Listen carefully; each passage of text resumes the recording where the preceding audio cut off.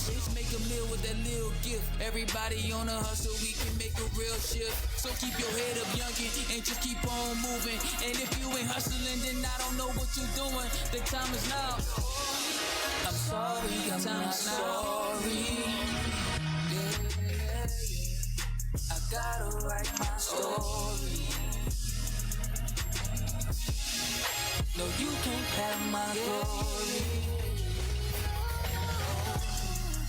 I'm taking all that's for me. Unapologetic. Man, if you know today is Saturday, you know what time it is, man. It's your boy, Marcus Stone, aka Hustle, coming to you live from Globe Life Park, powered by Fishbowl Radio Network and Bashani Radio app. And you know what this is. This is the Unapologetic Hustle, man, where we dive deep into a lot of topics. We talk about community. We talk about entrepreneurship. We talk about the hustle. And today's show is a panelist show, and it's a banger. I'm excited about it.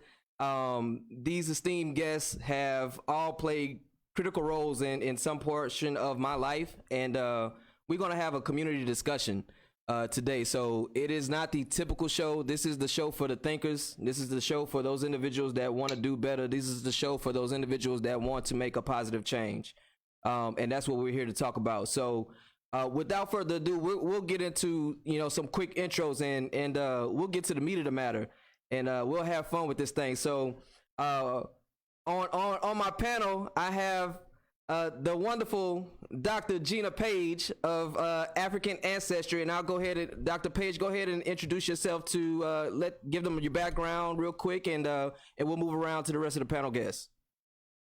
Thank you, Marcus. It's an honor to be here with you. I'm Dr. Gina Paige, president and co-founder of AfricanAncestry.com. We are the pioneers of genetic ancestry tracing for Black people around the world. And I've been doing this work since 2003. Awesome. Miss Mary Tobin. Hello, everybody. Thank you so much, Marcus, for having me on this panel with these heavy hitters. I think I can measure up. I'm Mary Tobin from Atlanta, Georgia, a West Point graduate, combat veteran, and a diehard lover of the Black community. I'm the co-founder of the Black Alumni Association for West Point, titled Do More Together. So I'm proud to be here. Absolutely. Dr. Weaver. Hey, how's it going, man? Thank you for having me on. As I told you yesterday, you have some heavy hitters. I feel honored to be on this show today. I'm a financial advisor, formerly worked at Merrill Lynch. I'm now working at Northwestern Mutual, so I guess I'll be giving kind of my side from the financial side. Although I do have a Gator hoodie on, I am a two-time FAMU alum, so I definitely got to put a plug in for the HBCUs. Indeed. My good brother, Lashan. Good brother, always a pleasure to be with you and your esteemed guest. I wasn't surprised when I got the call that I was going to be on a panel with some other heavy hitters, so it's truly a pleasure to be with everyone. I currently have the pleasure of serving as the director of the Institutional Diversity and Inclusion for Syracuse University. So been here in that capacity. I've been in various capacities within higher education, but this is the current role, and definitely excited to be here and offer perspective today. Thank you all. Indeed. And last but not least, my in-studio guest, Mr. Rahien. How's it going, sir? It's going fantastic, Marcus. I appreciate being here with all of these guests. And so I'm in the capacity of a school principal. I worked in education for over 16 years. I'm also a public speaker and coach, self-mastery coach. So I help people develop their lives, and I'm all about community. I believe it takes a village to raise one, and I'm interested and excited to hear what everybody has to offer. Indeed. So there you have it. I guess my new term is hustle-lights. How you like that one, PL? Hustle-lights? Yeah, I like that.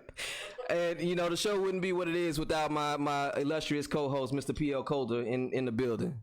A notepad in hand. I am looking forward to this esteemed panel. It's a pleasure to be here, Marcus. Yeah, indeed. So without further ado, let's get down to business. So today's show is, I've entitled it Takes a Village. And that is a mantra that I've always heard growing up, that it takes a village to raise a child. But in the sense of what does it take to raise a community, right, is the perspective that I want to come from, and how we can put some things into play, discuss the varying perspectives, but ultimately have the discussion that some deem as difficult, but it's not difficult when you have the open mind, right, to actually want to make the change. So as I stated before, each of you serve a pivotal role in that discussion. But I want to open with this first question, and I'll open. The first question goes to you, Mary. How can we advance the community? Wow, you didn't come out with an easy one, did you? This is a no hit. This is straight grand slams right here. We're in the ballpark. Let's go. I'm looking forward to my panelists, the fellow panelists here, jumping in on this. Depends on what type of community you want to build. Me and my mother, who marched with Dr. King and John Lewis, have this conversation all the time. She believes that the downfall of the community, the Black community to be exact, lies in the lack of Black family structure. And we get into an argument all the time because I said, Mother, for much of my life, you were a single mother. And I think I turned out okay.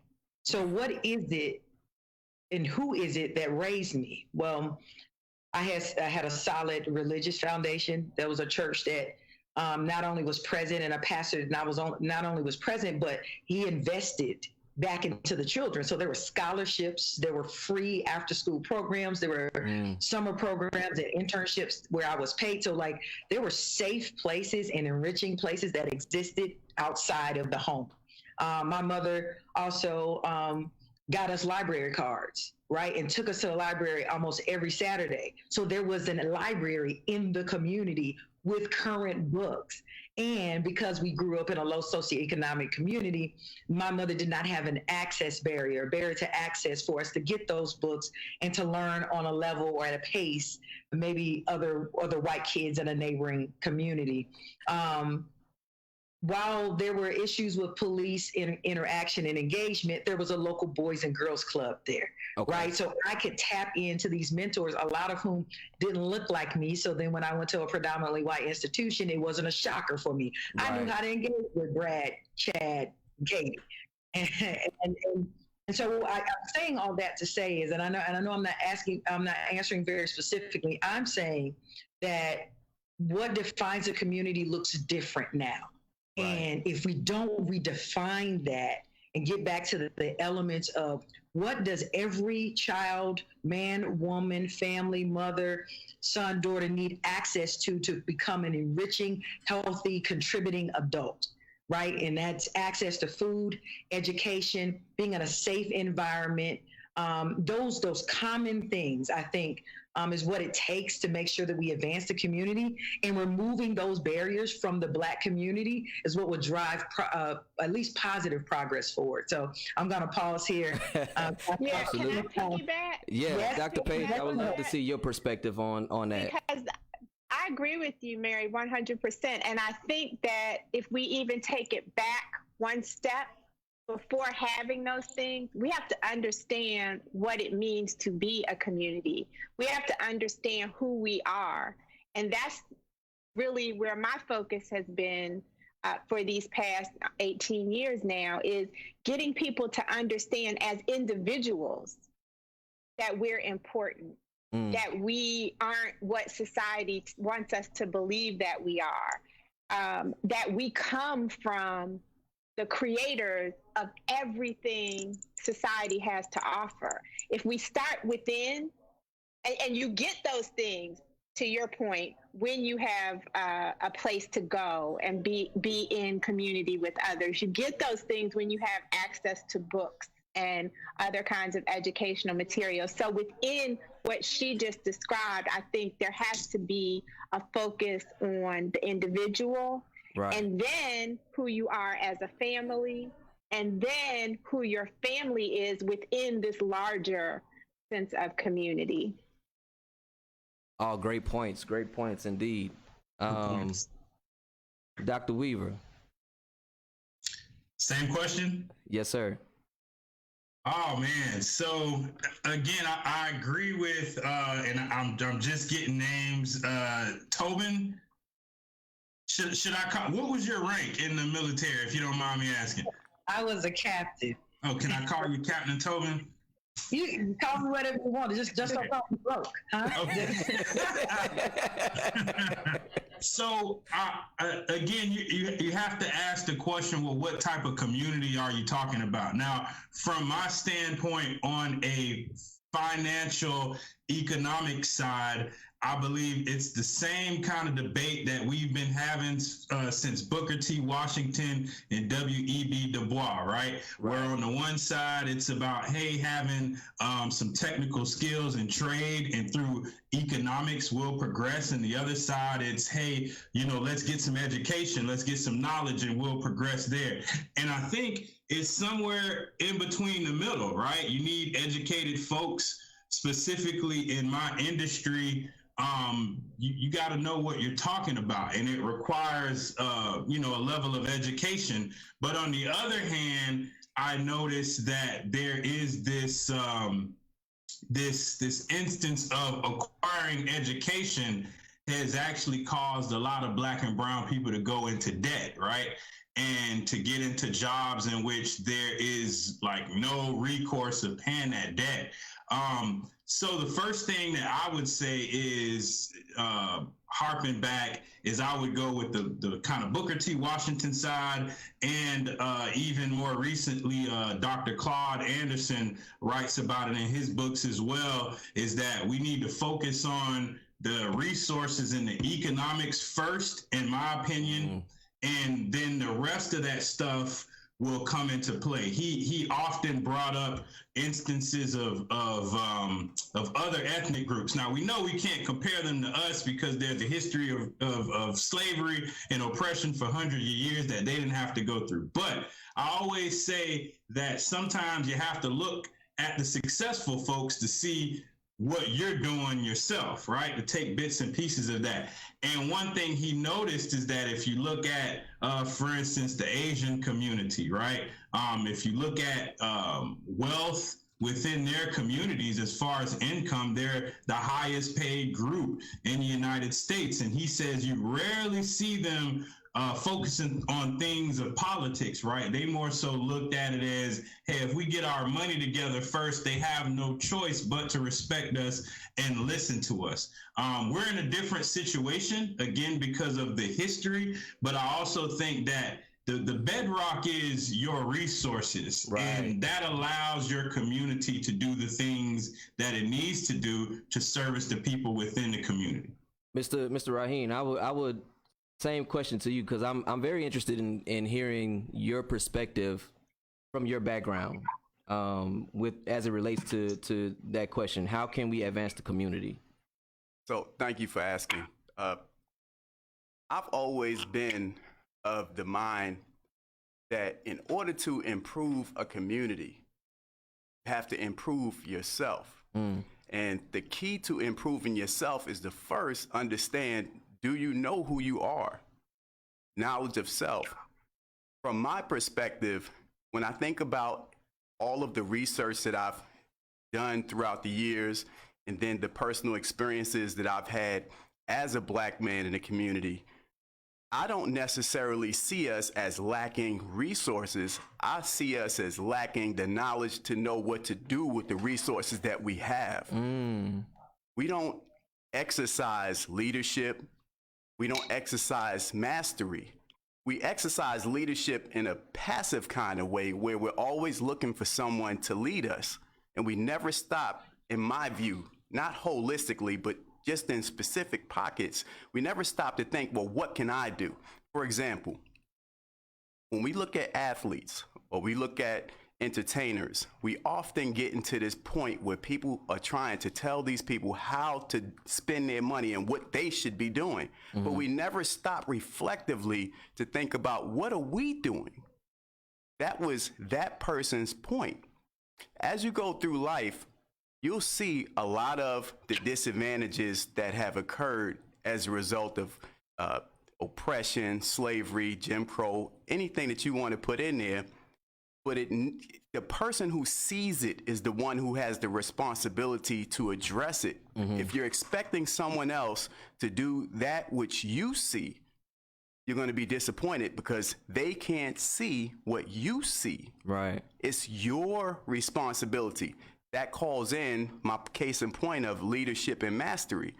Leadership, if you break down the word, means going first, being the one who has the courage to step up and address an issue that you see, and then addressing it at a high level, meaning you're not just doing the first thing that comes to mind. Maybe that's a starting point, but you're aiming at mastery. So you do research. You try to understand the problem. You try to understand the ramifications of your actions so you can have the greatest impact.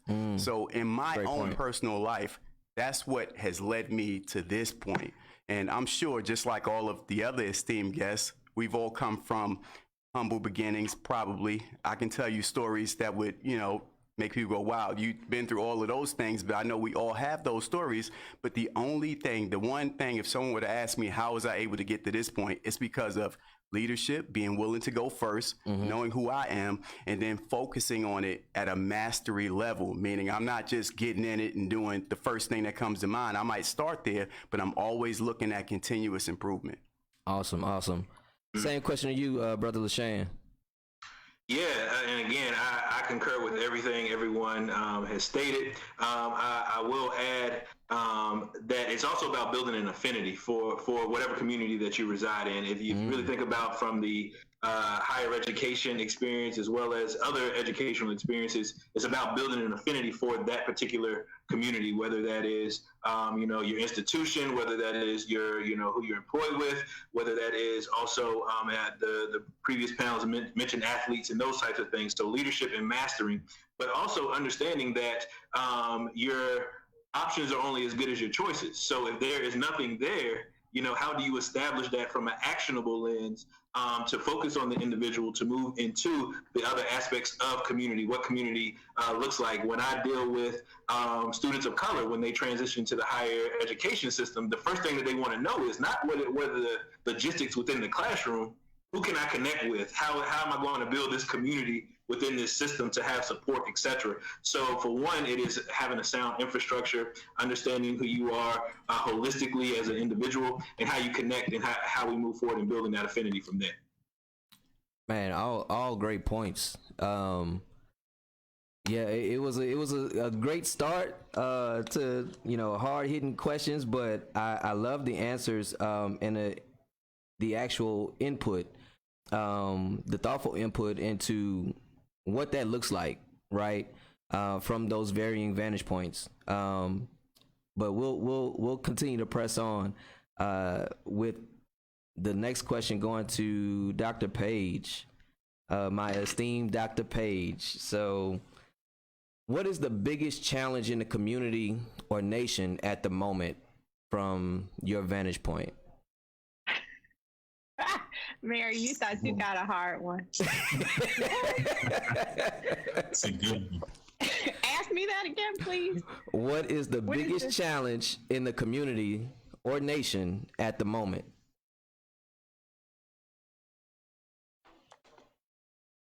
Marcus, you are not about to get me on here saying that I know what the biggest challenge facing us is.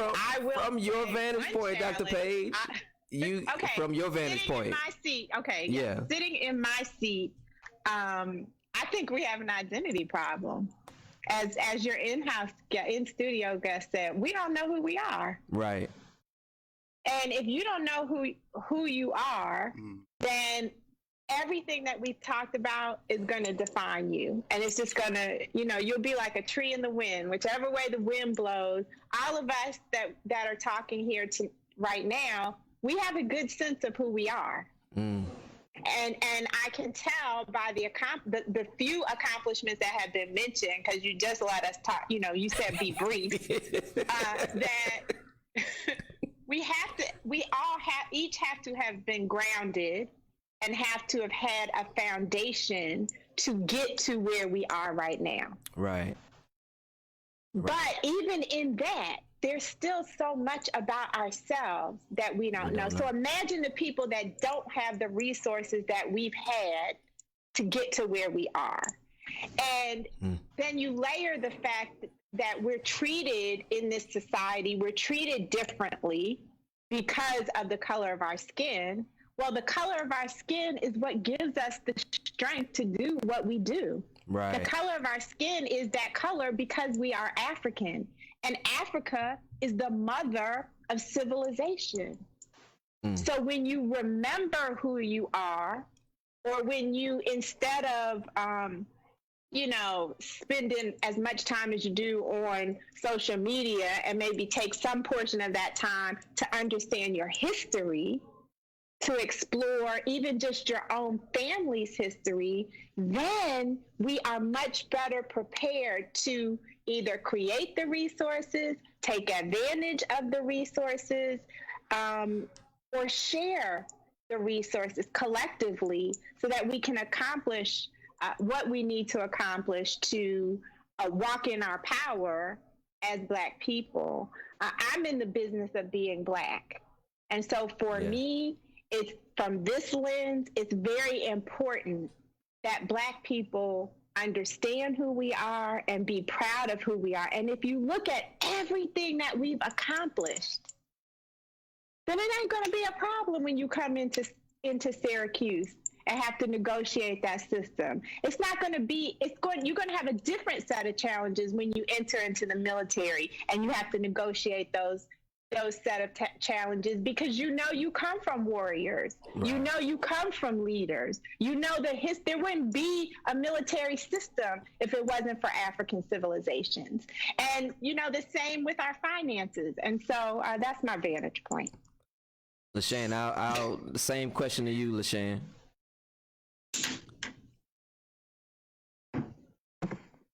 Good luck, Lashan. Right.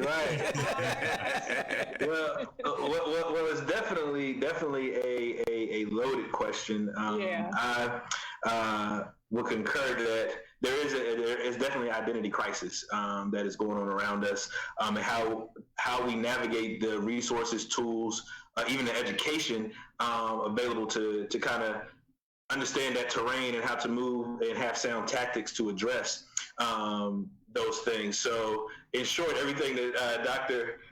Paige has mentioned is definitely spot on, but I do concur that there is an identity crisis, and it goes back to sound foundation, understanding where we're grounded for one, and how we navigate this landscape that was not set out for us to be successful within. So I think that is also the other point that I would add. How do you navigate systems that weren't set up for you to be present within them? So once you infiltrate those systems, how do you pay it forward for others, et cetera, so they can understand their identity through other vantage points? So that's what I would add, although that is a very loaded question and hard to answer, my good brother.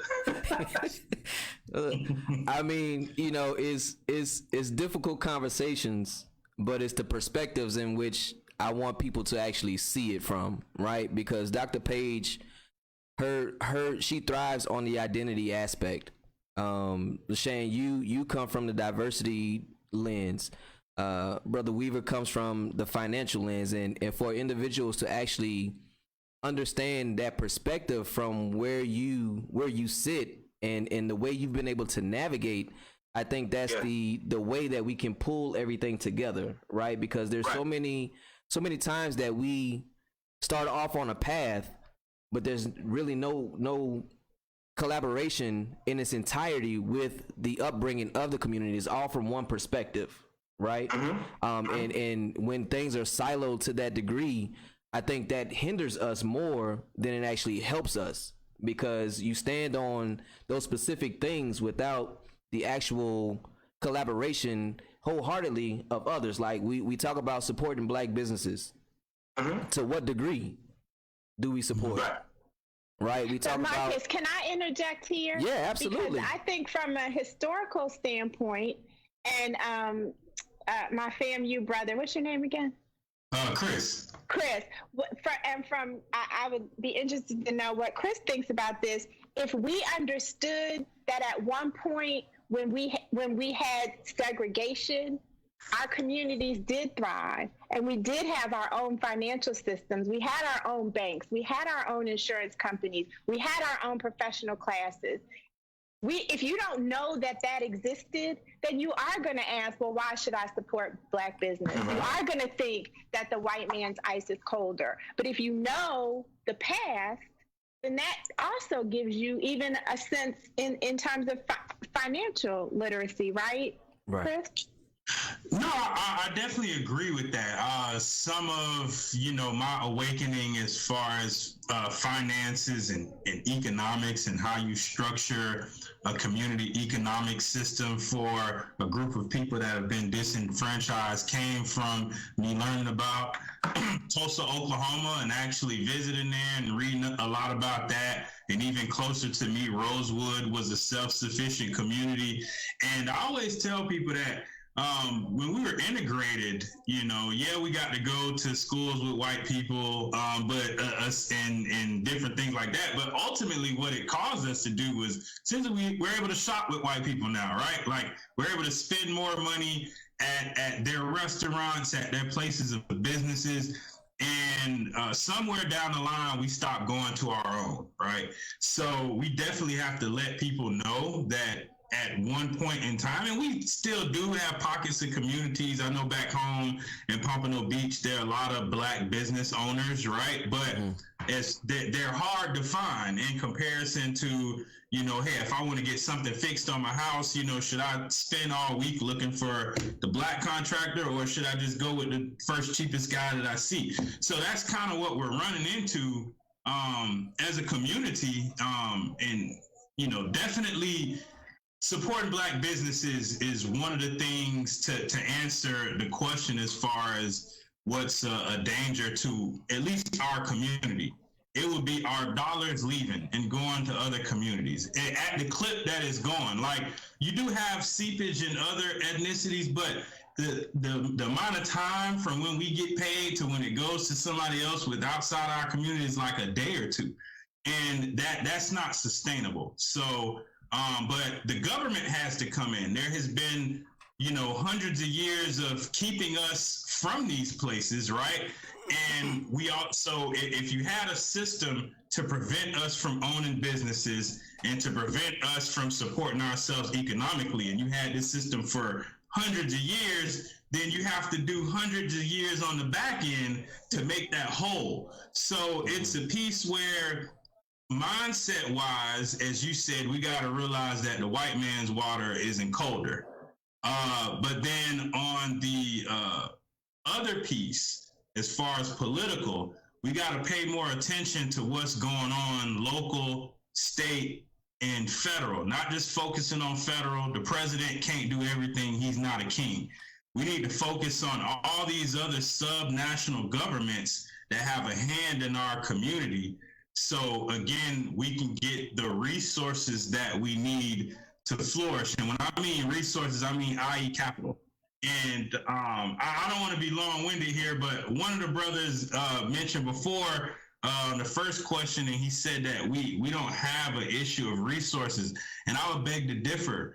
Like, I know a lot of folks don't want to admit it, but we're no better economically as a whole than we were in the 1930s, 1940s, as far as Black business ownership. And we're talking about, we're in 2020 with all the tools that we have to make money. We're in the same position as we were back then. I think that's definitely pointing to a lack of resources. So we first have to admit that. Right. And it, I can go in and on, but it's almost, it's also what's in social media, and the fact that we see people, with the Gucci bags and Louis Vuitton bags and all that. And we think that, hey, that's how everybody's living. So that when somebody comes to us and say, hey, we need to do this, that, and the third, because resource wise, we're lacking, people come and say, oh, no, we don't lack resources. Look at this, look at that. And it's like, well, there's a such thing called debt and leveraging credit. But when we look at assets, I see this time in and time again. When I worked at Merrill Lynch, one of the reasons I switched over is because I worked there for a year. an entire year, and I didn't see one black client come to our office. Everybody that I saw was people from different races, and we have to talk about that. There's a lack of resources and lack of knowledge and planning for the resources that we do get to save it and put it in places that it can grow and help our families generational. So I know I'm ranting, but as far as the community, I won't answer the question about what's the biggest threat to America, but it is a lack of knowledge and resource planning. Great points. Go ahead. I see you want to get in there. Oh yeah. So you know I got to come for you. No, hey, that's what we're here for. Just for clarity, my comment about not so much the resources as it is knowledge of self is not to negate that we don't have enough resources or that we don't have any resources. It's that when we do get resources, we plunder it. We don't do what we need to do in order to be successful with those resources. That's my point. So I don't want anybody to get the impression that I'm saying that we could not use more. There is a very big difference between that. To speak to the question about what's our biggest, can you read the question one more time, please? What is the biggest challenge in the community or nation at the moment? The biggest challenge, as from my standpoint, that I see is us. We think, when I look at us as a community, we think of us as needing someone to do or needing support from somebody, even though we know throughout history that we have never been helped. And when people have stepped up to provide help, those people have been eliminated, and it's too easy to do. So from my standpoint, I always say the biggest challenge that we have is to put ourselves in a position of leadership, meaning if we're not given the resources that we know we deserve, we're talking about reparations and those things, and I'm not against that, we still can't stop. We can't wait for someone else to provide us what we know we deserve with, to treat us the way we know we need to be treated. We can't wait for anybody to do those things for us. Even when I say knowledge of self, just for total clarity, I do include our history as in our lineage from Africa, but I'm talking about the knowledge of you, the person who is saying, I need knowledge. I need to know. Yes, we come from the greatest lineage on earth, but even in that, sometimes we skip over our own personal responsibility to do something about our situation. So let me make a quick point. When I work with students, or when I'm working with a client, or when I'm talking to someone who asks me a question such as that, or when they're going through something in their life, I am always trying my very best to empower them to act on their own behalf. Because life is funny, life is tough. When you think someone has your back, they turn around and say something crazy, and you're like, why would you say that? It's because we're putting ourselves in a position where we don't realize that the greatest resource that we have is our own mind. It's us. But as long as we think that someone is supposed to do something, the government, local government, federal, whatever the case may be, they are always going to let us down. And they know that they have us exactly where they want us because we keep asking for them to do something that we have to do for ourselves, meaning individually and collectively. So to put things into complete perspective, it's really about each and every one of us making a commitment to do for ourselves and to unite with others to do, not necessarily someone giving to us. Because once again, if I can just make a bold claim, I'm sure that every single one of us that is participating in this discussion can say, you know what, when you look at us historically, people have always let us down. And when it happens, we always respond the same way. Who's going to do this? Who's going to do that? Instead of, you know what? Let me step in the position and be the doer. And if they never give us resources, if we never receive a fair shake from anybody, we still have all that we need to get the job done. Valid points indeed. That brings me to my next question. And this Chris, I'll let you start this one off. Hey, Marcus, I'm not going to talk about how you didn't let the veteran comment on what the biggest threat is to the nation. Oh, yeah. Yeah. Look, I know where you going to go, Mary. You know what? Let the people have it. Go on, give it to them. White nationalism. We are currently allowing white supremacy to declare another test, another layer of what it means to be acceptable in this country. So now it's not enough that I am a part of a marginalized group or community, but now how American am I? And even for a Black woman veteran, now my patriotism is now being measured despite the fact that I'm a combat veteran and a disabled vet, right? So what we're seeing, I think, on a global level is instead of this international cooperative, we're all working towards a common goal, i.e. a vaccine for a pandemic and a deadly virus. Now we're determining, as America, we're the only thing that matters. And within America, it is white Americans that determine what matters and what our priorities are. So now, are we American enough? Am I patriotic enough? Right. What type of Black am I? Oh yeah, I'm a woman. And then if I'm gay or disabled or a Muslim or all the things, now I'm slowly decreasing over time. And so I know what we're talking about internally as a Black community, but if we are not watching what's happening around our identity as a nation, we will miss the restructuring and the reformation of what it means to be an American and how that drastically impacts us on every institutional level. And I'll go back on mute. See, you always bring it, Mary. You always bring the heat. Look, I was trying to keep my veteran cloth out of this, but you know, I'll get on the soapbox real quick with that one. But no, valid points. And I can see the vantage points and the perspectives. And I can see the nuggets in each of those elements, right?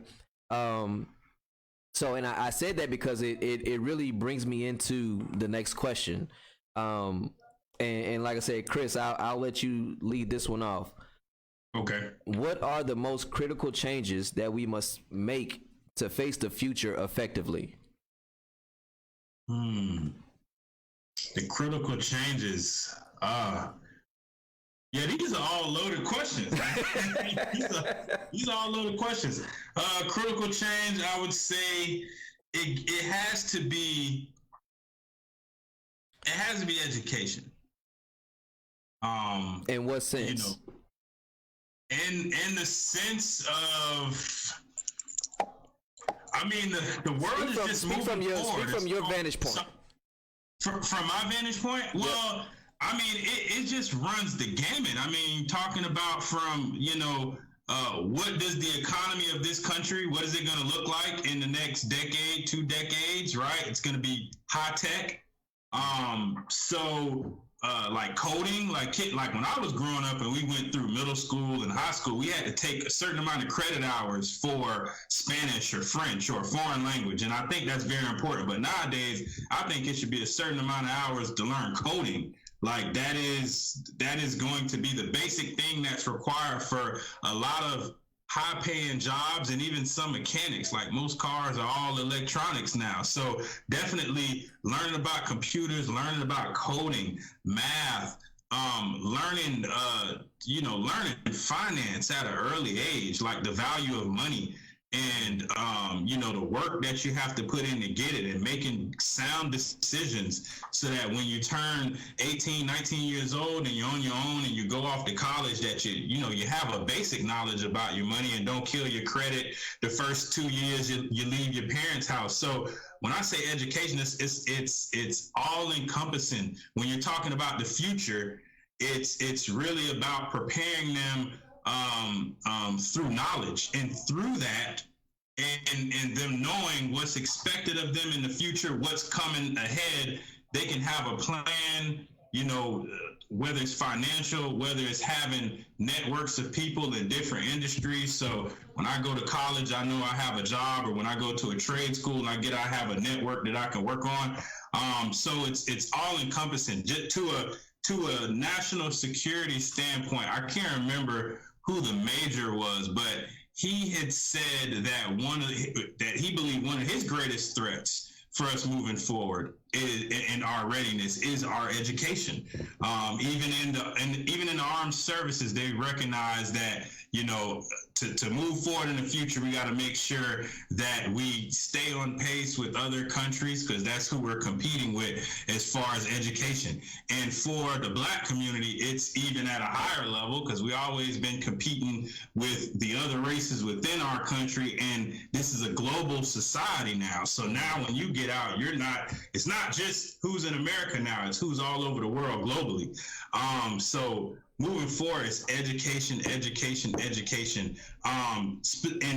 And specifically, if we can, we have to focus on K through 12, but higher ed, our HBCUs. A lot of times, our HBCUs, the incoming freshmen are, need some remedial classes for math, algebra, science, and whatnot. They're usually behind the 8 ball of their counterparts that went to other schools. And these universities put a lot of resources in to get people up to speed and turn them into a person who guidance counselor at high school would say, hey, you're not college material, to now that person's a pharmacist or an engineer. Right.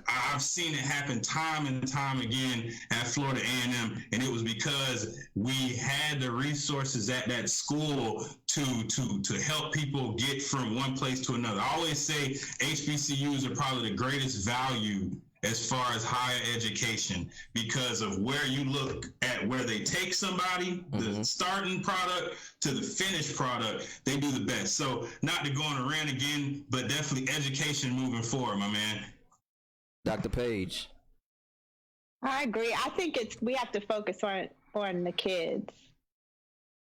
I think it's that simple. But in focusing on the kids and having education be the lens, we also have to remember that you can't learn if you're hungry. You can't learn if you don't have a place, if you're homeless. I mean, well, can't say you can't learn. It's exponentially more difficult to learn when you're hungry, to learn when you're homeless, to learn when it's distance learning and you've got to use your mother's cell phone for your class because you don't have a computer. And so, that question we have, if we just stay focused on the kids, then we've expanded it, because education requires this, and this that isn't necessarily related to education. But I think it's the kids. We almost can't even worry about the adults on some level, Right. I mean, I'm saying that half jokingly, but if we don't prepare our kids, then we're done. Mary. I definitely agree with the other two panelists who just commented. I'm gonna amplify what Brother Rahien said earlier. Leader development. And that probably speaks to a little bit of my background. But I'll tell a quick story. When I was a nonprofit executive director in Brooklyn, my job description was to solve poverty, literally. It said to solve poverty in this community in Brooklyn.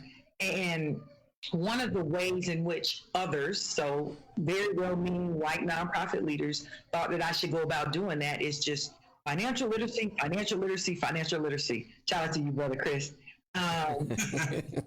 And they were frustrated because they poured all this money into the community around financial literacy, and nobody was coming or it wasn't sticking. Well, I started doing some research and some digging. I wound up talking to a gentleman from the Department of Labor, talking to an economist, some other people in the neighborhood, my own staff who lived and worked in that community. And I found out that living in public housing, you could only have so much money in your bank account. Otherwise, it would make your rent significantly short if you had more than $1,250 in your bank account. So I immediately started to reprogram how I thought about. I clown people about GoFundMe's. Why are those Black folks always asking for fish fries and GoFundMe's to bury somebody Well, if they have more than $1,250 in a bank account, now they're making a decision between food or transportation to work or childcare. Take it one step further. Now I'm looking at the banks in the community. Not one of the 3 banks that served 100,000 people in that community actually made adjustments for people to have lower levels of savings in checking accounts. Right. So now I'm going back to these well-meaning nonprofits and saying, don't be mad at the Black folks in the community. Be mad at the banks. Be mad at the housing authority that established these regulations. Be mad at the system of oppression that continues to keep people in this rat race, in this cycle of poverty and oppression. I had the opportunity to say that on a very large stage, and just a little bit, because I'm not going to take credit for all of this, things begin to change. Regulations around how much people can save, in particular housing developments. Mm-hmm. What I got to say is, if we develop the mind of leaders who are able to identify the accurate problem, the right problem, to talk to the right people, to talk to the subject matter experts, the citizens in the community, and all come to the right table at the right time, we can begin to solve the problems.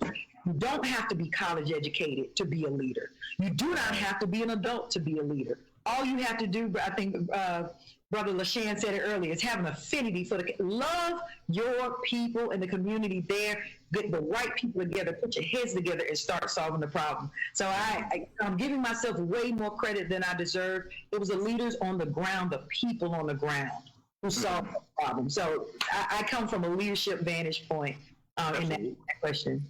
Yeah, and if you wouldn't mind, Brother Marcus, if I could dive in on the tail end of that.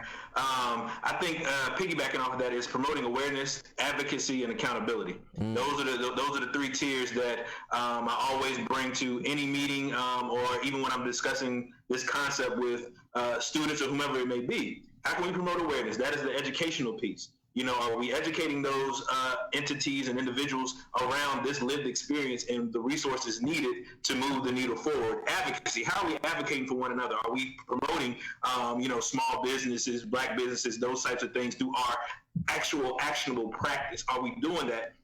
And accountability, how are we holding folks accountable? Are we holding feet to the fire when they don't meet the mark as our needs? So I always tell students and faculty, staff, etc. across the board, I'm not in the business of changing hearts and minds. I've left that where it's at. I'm in the business of addressing policy, system, and practice. And when we start having those very candid conversations, we will start to elevate equity. Are we talking about equity in action? Because we talk about equality all the time. No, I want equity. That is what I want. And how can we put that in action and getting folks thinking from a critical lens and putting that into application?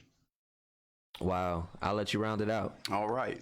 So, I think education is always going to be a key when it comes down to facilitating any kind of change as far as future is concerned with regards to Black people and the challenges that we have. One thing that I want to address, though, when it comes down to education, at least from my standpoint, is that it's the education, yes, but it is more so the approach to education. We spend a lot of time focusing on what we need to bring to people as opposed to raising our kids in such a way where they have such a strong sense of self, their own self, that they know what they want to do with who they are, which is a completely different situation. When I work with teachers overwhelmingly always respond to students differently. When the teacher is teaching a pre-AP class or a AP class, those honors classes, those students that come to those classes, they're always ready, set. They know what they want. The teachers don't have to do a whole lot of pulling when it comes down to those kids. But teachers who have to teach classes where the kids are not AP students, those teachers have to do a lot of work. The reason behind that, as I see it, is because the kids who come to those classes don't know what they want. You see? And because they don't know what they want is the same as getting in your car and not identifying a destination. If you don't know what you want, then chances are when you get in your car, you'll sit there for a long time until you realize, you know what, I want to go here. And then you turn the key and you put your foot on the gas and you move. It's the same thing when it comes down to our kids. We are in 2020, October 2020. Every single person on the face of this planet has a device in their hand where they can do all of the research they want. It's not about knowledge. The information is everywhere. It's where the knowledge is coming from. If you don't know who you are, you won't even begin to say, well, you know what? I want to learn how to be X, and you fill in the blank. How about starting my research on YouTube to see who else has already put some information out there about this thing? I'm not taking anything away from public school, K through 12, or higher education. I think those things are important too, but all through education, what every educator is beginning to realize is that there's an expiration date on being the holder of knowledge. We have to take the opportunity to say to our kids, if you want something, here's what you need to do. You need to identify your goal, and then you need to set out to go and get it. It does not have to necessarily come from a school. There are kids out there 7 years old making $10K a week. Yeah. You see, when you understand that it's not resources so much as it is resourcefulness, your ability to turn inward and realize who you are and what you have the opportunity to do. That's not relinquishing the blame that has been that is just due for what others have done to us. But if we're not careful and we don't balance that properly, we'll put ourselves and the people who listen to us in a position where they're waiting for something to happen that does not necessarily need to happen. I always say this in my content that I put out. You can give the blame to someone else, but the responsibility is always yours. Always. When we rely on someone else too much, we put ourselves at a disadvantage, and we make ourselves the people who have to wait until someone else decides to do the right by us. Or we even amongst ourselves, because we all understand coloration, right? Even our own people will sometimes put us in a position where we're worse off by linking up with this person than we are by being by ourselves and just focusing. Now, see, if all of us are of the mindset of, you know what, sure, it would be great for someone to come in and do the right thing. But until that happens, I'm going to do all that I can. And when I raise my kids and when I talk to my students, I'm going to talk to them from the standpoint of, you have everything that you need. Turn inward. Your DNA gives you permission to be the person that you need. You were born complete. Right, indeed. So that brings up a question that I did not write, but just from the dialogue, right? I'm back to free flowing here. But so from those varying vantage points, right? We're in each instance we talked about the inward progression. Even on my normal segment, I talk about the inward progression of what we need to do and how we need to identify what we need to improve within ourselves, right? But my question is, how do we cultivate that into the kids, right? Because so much of what is preached when you look inward is always the negative aspect, right? There's only so much positivity that we can continue to pour in that doesn't become watered down, like, hey, no, you can do it, but you know, everything outside of that we see in the community is, oh, well, you're a bad kid, or that person on the news is bad, so if I do something like that, I'm bad because they said that they're bad. So how do we build that foundation to hold on to the right way to look in, so that they develop in the mature way to actually have that foundation to change the community? Absolutely. So that's a great question. My response when I'm addressing that same thing, is I've been having a whole lot of conversations in that same realm, is cautious curiosity. You see, when kids are born, we ignore the fact that every single person on this planet that has ever lived and who lives today is unique. none of us, even though we're all black and we all have things that we have in common, but at our basic core, there are no two thumbprints that are the same. Right. So when we raise our kids or when we interact with the youth, we have to identify the fact that we don't know what they came to this plane to bring. Right. You see, when you make assumptions about the young, automatically thinking that you know what's best for them and what they should be doing, you're making an assumption that can be so far off. You can be 180 degrees in the wrong direction. Right. And if you're not careful, you will use their love for you against them. Because kids are very impressionable. They're going to want to do things to show you, I love you back. And what you say, you want me to be a lawyer, I'm going to be a lawyer. You want me to be a doctor, I'll be a doctor. You want me to play in the NFL, I'll play in the NFL. But does that really fulfill their purpose for being here? Right. That's a personal deal, which should encourage us to go, you know what? Hey, young man, hey, young lady, who are you? And if you don't know who you are, which is a question that many people ask, well, Coach Rahien, what do you do when a kid doesn't know? Well, you study babies. When you look at brand newborn babies, when you put something in the hand of a brand newborn baby, the first thing they do is they test it out. They put it in their mouth to try to understand it. We have to expose our kids to different opportunities and see what they naturally gravitate towards. Things that they have an affinity towards, what resonates with who they are personally. Right. That's knowledge of self. Once you know who you are, your likes and dislikes, your strengths and weaknesses, now you can build on that foundation, a foundation that is personal. Gotcha. Nobody knows the kids. The kid knows themselves, but it's not in a language kind of thing. It's a vibration. It's the same feeling that all of us can have when we're sitting in this room and we can feel each other's conversation without even saying a word. We ignore that conversation. Right. That's the way you raise kids, in my opinion.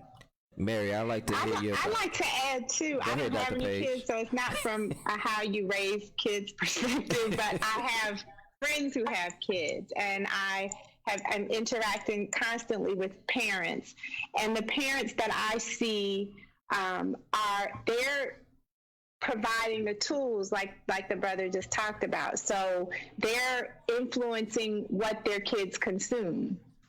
They're influencing what their kids hear, listen to. Now, they can't completely control it these days, I don't think, but they're influencing what they listen to, what they watch. So they're helping to make sure that they get a diversity of messages. They get counter messaging to what society is telling them. And I think that that's an approach that helps with that personal development you're talking about when you show them options. Yeah, great point. Because it's hard if they keep listening to, the same kind of music that's telling a young girl that she's not worth anything, or telling a young boy, this is what you can be. If that's all you hear, I'm sure there's some research about that. When you're constantly bombarded with the same negative information, then that's what you're going to start to absorb. And so one thing parents can do is to help broaden the scope of that. No, all great points. Hey, for those of you just tuning in, man, it's your boy Marcus Stone, aka Hustle. We're coming to you live from Globe Life Park, man. This is the Unapologetic Hustle, man, and today's show is the first iteration of It Takes a Village. We're having a discussion with these esteemed panelists, man, that are bringing some nuggets to help us shape and mold what our future can be and what it should be through this intellectual dialect. But diving back in, I want to stay. Something is telling me to stay right there in that lane, but I want to press on. I want to press on because I think it's building that crescendo, for the whole set. So let's go to brother Lashan, and then I want brother Chris to follow up on this one. Okay. So the question is, what do you think the best outcome for our community would be facing our current realities of systemic oppression? Oh man. you mind repeating the question again, good brother, the statement? What do you think the best outcome for our community would be facing our current realities of systemic oppression? Well, first and foremost, I think one of the great outcomes would be a great awakening, if you will. And when I say a great awakening, that is a complete understanding of, as the brother mentioned, knowledge of self, knowing what we bring to the table, how we bring it to the table, and why it is needed to keep this thing moving. If you look at it, we literally built everything that is around us, that is going on, you know what I mean? So from, building the infrastructure of the country, a lot of the, I always tell students, people love the culture until it's time to love the culture. You know what I mean? So when you think about it from that particular lens, they can love it from a distance, but when it's time to get skin in the game, crickets. So having a great awakening, knowing that, they need us. So how can we take advantage of that particular opportunity that is at the forefront? So in short, I would say part of that solution would be a great awakening and stop assimilating to what we think is this quote unquote American dream that we've been sold. Good point. Yeah. I like that. Well, man, so I hate to get real controversial here, but I have always said that we gotta leave. On some Marcus Garvey, we have to get into, no, I'm so serious, we gotta get in some boats and go. Think about this, right? Let's say tomorrow somebody kidnaps you and holds you in their house for 30 years and they just release you. Wouldn't you leave the house? Or would you stay in the room because you've been there for 30 years, you're comfortable? You would leave. I think we gave it a shot here at trying to see if America could right this ship, and hopefully we talk to some people, and the whole thing about maybe the next generation will be less racist than the generation before. Well, I've been on UF's campus for 6 years before I graduated, and let me tell you, it's a new crop coming in. That whole idea of that, we'll be diverse, and then they'll meet some minorities, and therefore that's not working. They're just as racist as their parents. This is going to persist and persist, and eventually it's going to come to a headway at some point in time. But as of right now, I just don't think that racism is something that will ever be erased from not just white people, but I've had Asian people be racist to me, people from India be racist to me. I think it's a global thing of people that are darker in tone, all right, that people have this idea that we treat them worse than everybody else, specifically here in America, and it's not going to change. We're going to keep going through the same thing. So I think the best outcome is to have those leaders that we're talking about and have a movement that, hey, we're trying to sustain ourselves as of right now, but putting seeds in place to help folks.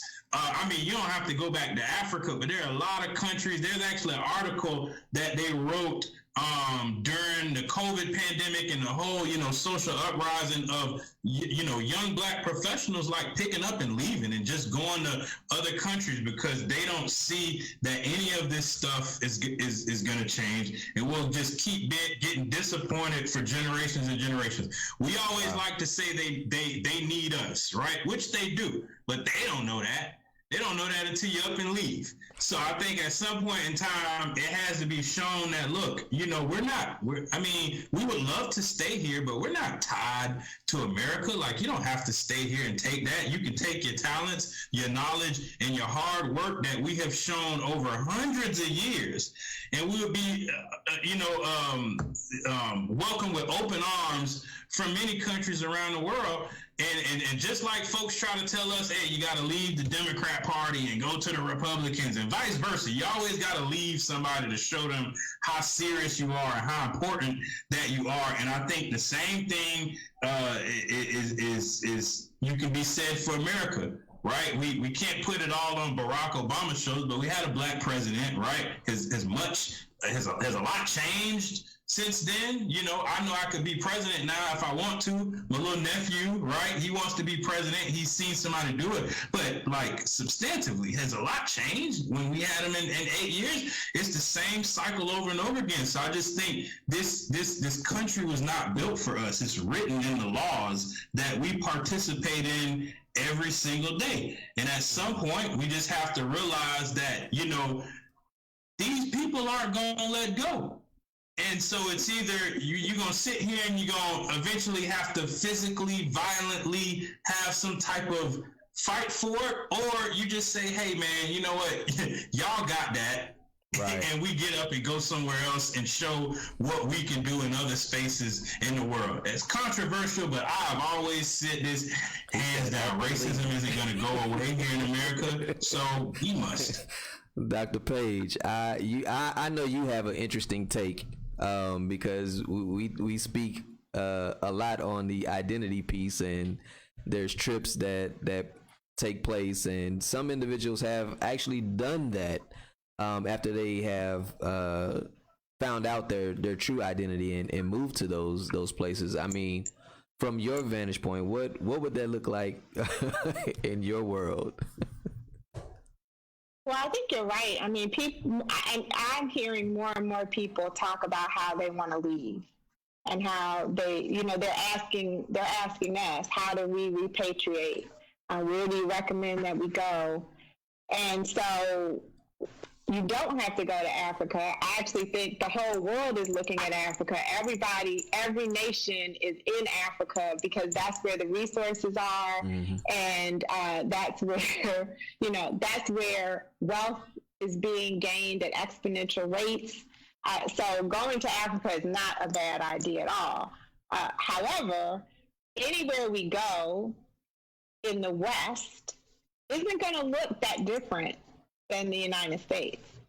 I mean, the people that are oppressing us here are the descendants of people that live in the Western countries. So I don't know where else you can go and have a similar type of lifestyle but avoid racism. That means if you go to Africa, then you need to consider that that's a whole completely different way of life. And then where in Africa are you going to go? And so, you know, there are a lot of questions. I have friends who, what my approach to this has been just about this repatriation part is I actually don't have a strong desire to live in Africa full time. I mean, and it's not because I don't love African countries, but my family is here. My parents are older. I want to be with my family. My family's not going. So, but what I do think a solution can be is you can have the ability to live in Africa if you want. So maybe you have a home. Those of us who can afford to buy property, we can have a place to go there or in other countries. So now we have options. Someone mentioned to me that immigrants to the United States are in a unique position. They don't have to stay here. They have another land that they can go to. Now, that may not be a land that's safe for them to live in, or, you know, there are all those other considerations, but it exists. And so I think the idea of having an option, I support you, Brother Chris. Let's go. I mean, I'm happy to go. I might not stay all year. I might come back home to DC and visit my family. But I do support you in that approach. I think, and the brother, I cannot, is it Lashan who's in studio? Rahien. I should have written this down. Very early on in this conversation, you talked about self-determination, and Kuji Jakalia has always been my favorite day of Kwanzaa because it is self-determination. And that's what I hear you saying, Chris. You know, we've got to do what is right for us. And we have to make things happen the way we need them to happen. I'm really interested, though, to hear what I now know my soror Mary has to say about this. Come on, Mary. Thank you, soror. That you acknowledge that, because Marcus was just trying to act like because it's his alphaversary. You know what? I agree a lot with what you just said, Dr. Paige. My family is so interracially mixed at this point, I don't know who I would be leaving in for what. Mm-hmm. A lot of this is not a popular sentiment among Black communities right now, but I love this country. I fought for this country. I was injured for this country. Indeed. And I did so with the belief that this country can and should be better, period. Our ancestors fought very hard for a day in which I can be sitting up here with these amazing panelists, West Point graduate, and pontificating about the state of Black America in this country. And for me, there's just a fight that lives with me, and I'm going to continue to fight for better, because our kids, I think, deserve better, and the generations after them deserve better. And so I can't see a future in which I willingly choose to leave a land in which I think I've planted seeds for good fruit. Mm-hmm. I do, however, understand the desire to get to a place where you can feel loved and you feel a sense of home. I had the honor of visiting South Africa a few years ago, and Ghana and a couple other places, and when my feet touched the ground, I cried because it felt like home. I finally had a home. But this is also my home.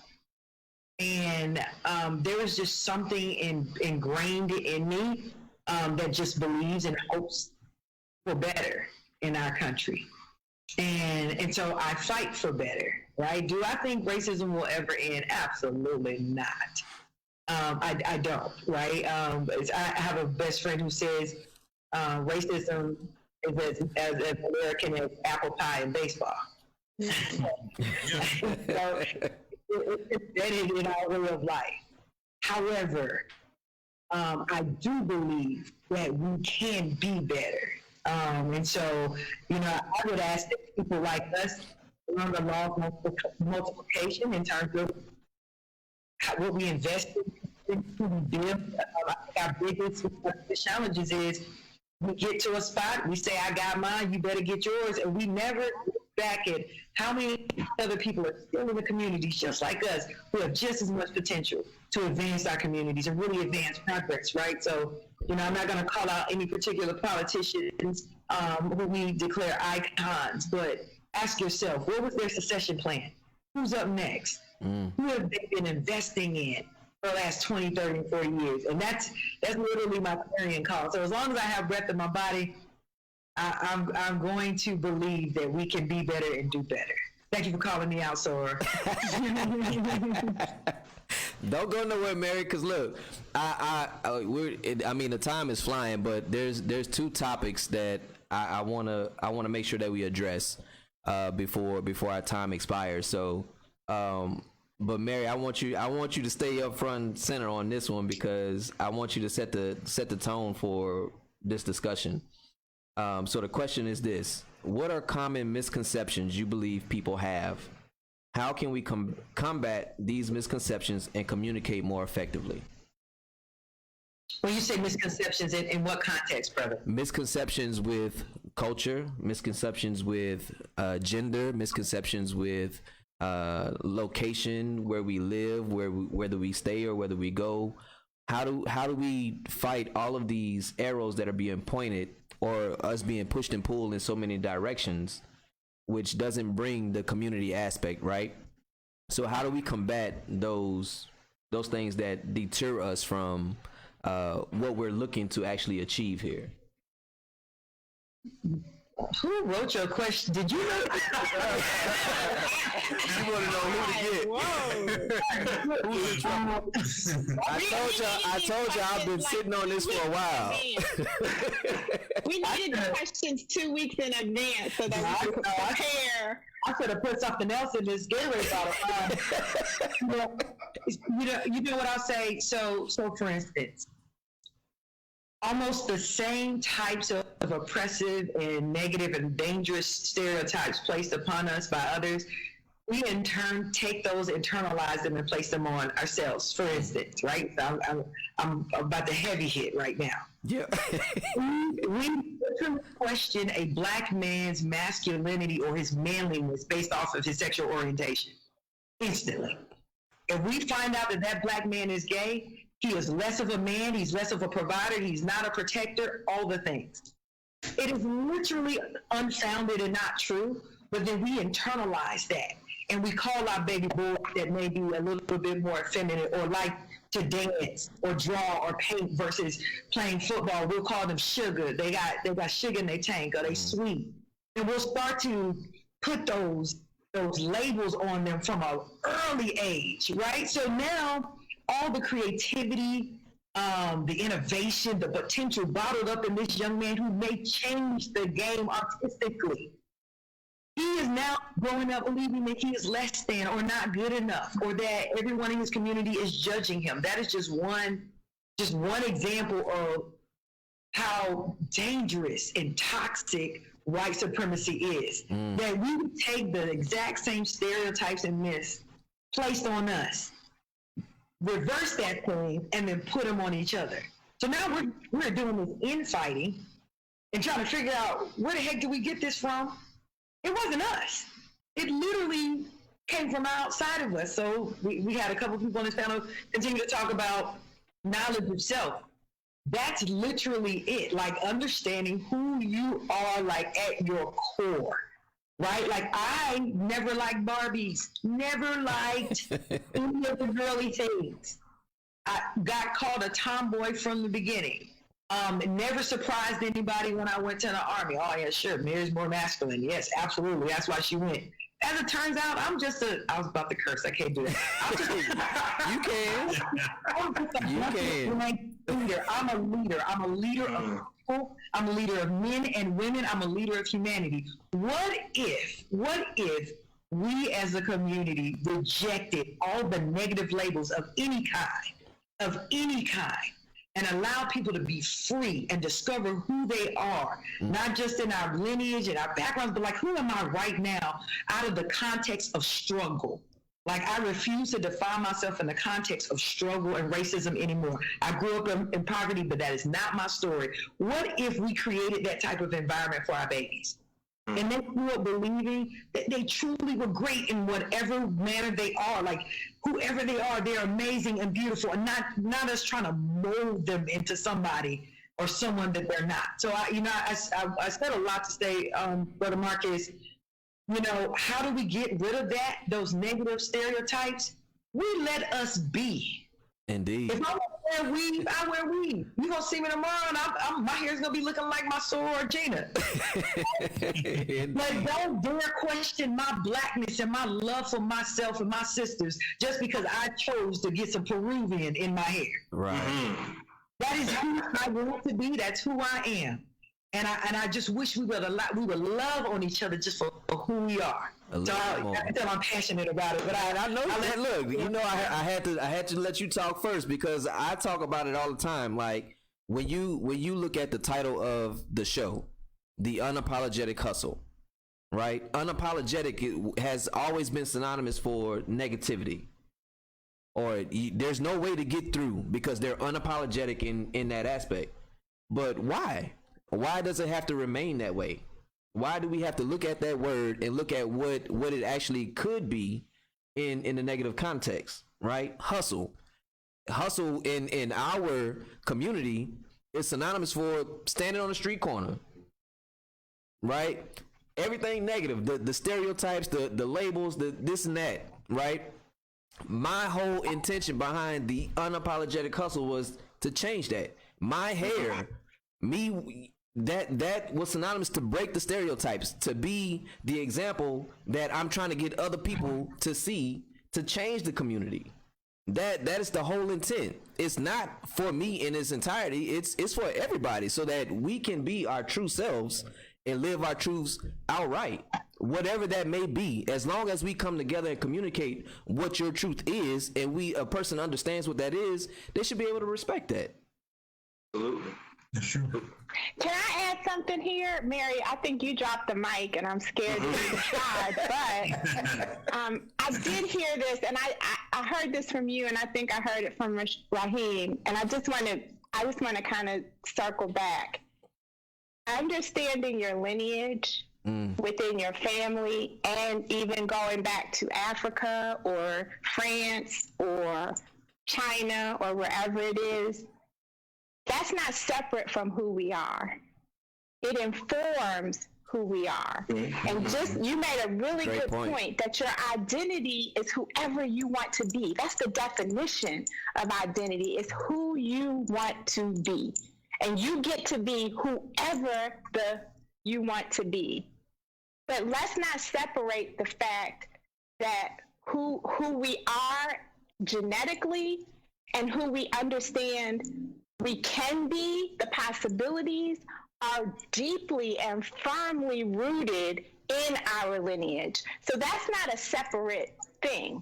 It's a part of the whole. Now, whether you choose to do that research and incorporate the information, that's everyone's prerogative individually. But I want to make sure that I'm clear that from my perspective, our lineage is fundamental to who we are. And because we've been disconnected from it, we don't understand that. And that's the role that I'm here to play, is to show people that you don't even know. I'm not saying you guys on this call, but one does not even know the importance of it because it's never been there for you to know. And so why not, if there's a piece of information about yourself that you can have to make those decisions, why wouldn't you get it? Why wouldn't you want it? So that.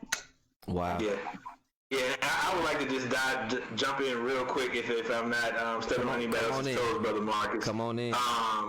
But what Captain Tobin said was truly spot on and very relevant in regards to intent versus impact, how our words, how our actions, how those things matter even internally. I call them self-imposed barriers, how we create self-imposed barriers on our own people, and how we navigate, how we say, and how we connect and engage. Ironically, same concept. I was having a conversation with some young men who are part of another organization. I won't call their organization out on this call, but they were talking about how white folk, particularly, as well as others, view the young African American men. How they dress, how they, present themselves, etc. So I posed a question. I said, so what is the difference when you're leaving a social function and you're trying to holler at a female and you trying to get at that individual from how they are presenting themselves? I was like, you can't be the pot calling the kettle black when you don't want white folk to view you a certain way, but yet you're treating our women or our sisters a certain way through that particular action. So we have to be cognizant of our intent versus our impact and how that can translate across the board and still be detrimental regardless of the setting. Great, Van. Go ahead. Yeah, I'd like to get in on that. I think that is so important. I don't have a screen in front of me, so I can't call people's names like I would like to. I apologize about that. But the whole point, as far as I can see, as far as knowledge of self is concerned, we all have different perspectives and things that we identify with as in regards to what we need as a people and what we need as a collective. And I want to just kind of push into to say that when we talk about what our needs are, we almost have to be very careful and cautious about when we say that, when we speak collectively, because we almost broad brush everybody. And many of us know that we come in such different perspectives that there's no real way to identify the needs of a collective when every single one of us is so different, So it's almost as if there needs to be some sort of healthy balance in understanding what your individual needs are, and then respecting the fact that you're not on this planet by yourself. Right. Like I like what the brother said earlier about moving to Africa, and that has always been my thing. But then when you go deeper into the history, we have always been in this country too. If you go to Easter Island, you'll find all kind of evidence that suggests that we were here long before Columbus. So there's no place that we have not existed. So it's not necessarily about moving anywhere to avoid. Is more about, at least as I see it, about accountability. Somebody mentioned that earlier, and accountability is a strong word, but it's about standing up for what you know to be right. Right. And participating in the human family and saying, you know what you are trying to do is an assault against humanity, and we're not going to stand for it. We're not going to go anywhere. You know, if I want to move to Africa, great, I'll do that, but I'm not going to do it to avoid you, because guess what? Long before any of this stuff, long before there was a U.S., there were black people. We were everywhere. We were in Europe, we were in China, we were in Africa. There's not a place on this planet that we were not. Is a matter of, can we organize ourselves well enough to be able to play an active role and add value to the human family by way of saying that we're not going to allow human injustice to take place. Right. We're going to hold people accountable. There's nothing that says that we cannot do it, except for the fact that we don't know who we are personally. And because we don't know who we are personally, we don't hold ourselves accountable for stepping up. That's what the leadership and leadership mastery is all about. I deal with self-mastery mainly because the biggest, most impactful thing that I can do is to live out myself, live me out to the fullest, and be sure that I am being me to my fullest extent, and therefore the empowerment that I offer to myself gives me the courage to speak truth to injustice, to say, you know what you did was wrong. That's not right, and I'm not going to run from this fight. And I think that that's what we all need to collectively do. Every single leader that we've had, from Garvey to Malcolm X to Martin Luther King, every single one of them, Muhammad Ali, have all, if you listen to the line that connects all of them, is about that self-development. Right. Are you willing to take the challenge yourself, or are you going to still push it on somebody else to step up for you? Great points, man. Look, I just had an aha moment, if I could, and I wonder. Come on, Dr. So, Paige. you know, I started off by saying I'm in the business of being black. I love black people. I'm all for black people, and that's my tunnel vision, is black people. Okay. But if you think that, if you believe and know, if you accept that black people, Africa is the mother of civilization, then what if we changed the wording that we use in our conversation to talk about humanity? Come on, Sora. But in that conversation, we're focused on those, the least among us. Right. Which, for us, is people who look like us. So we're talking about humanity, which doesn't alienate people, which doesn't make people's spidey senses tingle.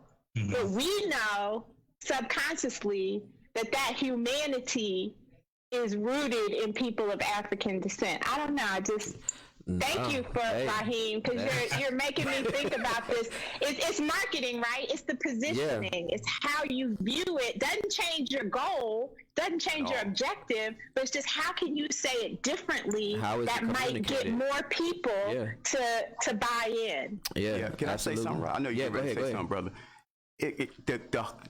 I'm glad that you said that.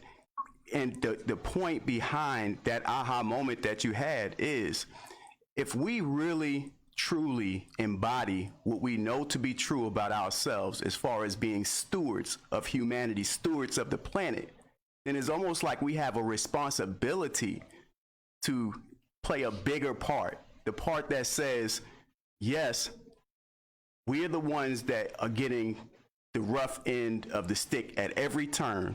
When you talk about building a society, we're always at the bottom, because nobody experienced chattel slavery like black people, right, for so long. Period. But even in the midst of that, that does not remove the fact that there's only one person on this planet who can effectively steward the planet in a way where everybody can survive. Because in the midst of all that has been done to us, we have not raised a finger against anybody. That's bigness. That's leadership. All we have to do is step into our responsibility to hold everybody accountable for how we treat one another, because we're the ones getting the worst of the worst, and we're still here. And we're still here. Great points, man. Look, I've been enjoying myself. I really have. Like this has been something that I've wanted to do for quite some time, and it's something that I'm going to continue to do. So again, for the listeners that are out there, you know, this is the Unapologetic Hustle. I am Marcus Stone, your host, aka Hustle. We come to you live every Saturday from 11 to 1, right here on Fishbowl Radio Network and Bashani Radio app. But before we close out and we go through final thoughts, I want to bring some context to some of the areas that we've been talking about. Oppression has been a ringing theme in what that is, and just to provide that context to the listeners out there. Oppression, from my vantage point, is simply this: it's a system that maintains advantage and disadvantage based on social group memberships and operates intentionally and unintentionally on individual, institutional, and cultural levels. All right, that is one umbrella. So a subset to that, what I was pondering last night is that, what does internalized racism mean? Right, that is something that we don't really talk on or think about in that vantage point. And this is what came to mind, is that internalized racism is when, either knowing it or not, someone has negative ideas about themselves, their race, or culture. These ideas come from racist ideas and images put out in society. So it's the unconscious things that we receive and that we intake that creates the internalized racism that we can't get out of our own way in order to make the change. Right? So ponder on that, because we're going to have another panel discussion, right? In days to come. But I want to go around and allow y'all, you know, a minute or so to give your final thoughts on just what we talked about today, and provide some nuggets to the listeners out there. And go ahead, Rahien. I'll start with you. Yeah, thank you, brother. I mean, what you just said right there it's like the perfect closer, because I think it's what we have all been speaking to in some way, shape, form, or fashion throughout the entire conversation, which is, how do we get out of our own way? Mm-hmm. That's knowledge of self. When you realize who you are and what you are, not just from your lineage, because our ancestors have already bestowed upon us what they can. Mm-hmm. Now that we have it in us, what do we do? So getting out of your own way is like what the sister said earlier. It's about self-acceptance. Can you accept the fact of who you are and live out your life, fully expressing yourself and understanding your responsibility to the human family to add value? But you have to be yourself, because this pretending thing, and we've never been about copying one another. Being original has always been a black thing. You look at rap music, the way we produce, we've always celebrated individuality. We have to hold that near and dear, understanding who you are, and let that be your North Star. Absolutely. Add value to the human family. Sister Tobin, final words. First of all, I just want to thank you for inviting me to be a part of this esteemed panel. I've taken notes from all of you all, and I find it to be an honor to be in your presence, knowing that y'all are acting in each of your communities to positively impact this world, especially considering what's happening next week. This was the joy that I needed on today. So thank you for that. I will say this: reach back, lift up, create a space, and move out of the way. If you are not leaving a legacy of all the things that you've built, all the things that you hope for, then what are you doing it for? We can make each other better. So let's start making each other better.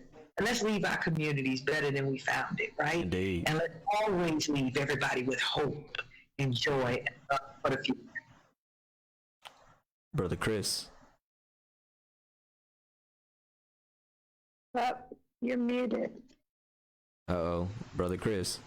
My bad, I was muted. I don't want any sounds from my background in people's speech. Thank you again for having me on this panel. I definitely learned a lot. I wouldn't have necessarily admitted that I'm a person that kind of looks inward within, right? I need to start doing that for myself and kind of re-examining. I've just been focused on career stuff and getting the job done, that I really haven't sat down myself and kind of sit down and ask, well, hey, what is it that you like? What is it that you want? I've been doing stuff based on, this is what you need, right? So I'll definitely start to think about that in the coming months as we go into a new year. So I really want to appreciate you guys just being around you and having that conversation. It's not every day I have those conversations with folks. So I learned a great deal about that. As far as going forward and from my vantage point with folks out there is harping back to my points: education, plan, teach your kids things that you didn't know, instead. There's a meme going out that talks about don't buy your kid things that you didn't have when you were growing up. Teach them things you didn't know when you were growing up. Wow. So definitely do that for our next generation and putting them in a good position. And if you haven't yet, please make sure you vote. Indeed. Make sure you vote. Dr. And that's my good. Dr. Paige. I want to say, excuse me, thank you, Marcus. Thank you for creating this panel. And I think what you've done is you've now provided a tool. You provided an amazing tool with all of us to give people all these different vantage points. I've never had a conversation with a Black, female, combat, disabled veteran. Indeed. I haven't. I mean, I have never had a conversation with the leader of diversity and inclusion at a predominantly white institution. I have spoken to financial planners before, but none that has told us to go back to Africa. And I think I have a kindred spirit in my brother who talks about how important it is to know yourself. Yeah. And so that's what I want to leave the listeners with. Share this broadcast. Share this conversation with as many people as you can, because you've gotten a broad range of perspectives here, all that have consistent threads throughout. So even though we live in different places, we come from different backgrounds, we have different experiences, we have some commonalities here, and you've heard us each kind of look at something a little bit differently now because of the conversation. And for me, I would like to say, I encourage you to remember who you are. Indeed, brother. Whatever that takes, whatever tools you need, get them, and then really sit with that question of who am I? And I think that I'm confident that the answer will be one that can move you so much farther ahead in life for yourself, your family, and the community. That's beautiful. Brother Lashan.